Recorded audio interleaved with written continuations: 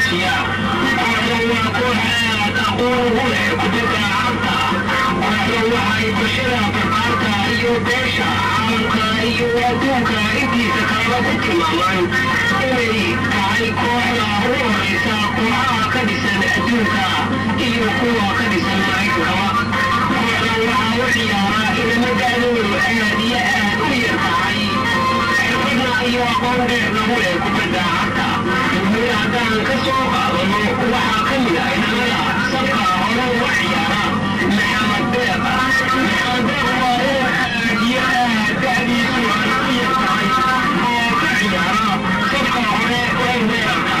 maxamed waxay bulshada barbaarta iyo beesha caalamka iyo ku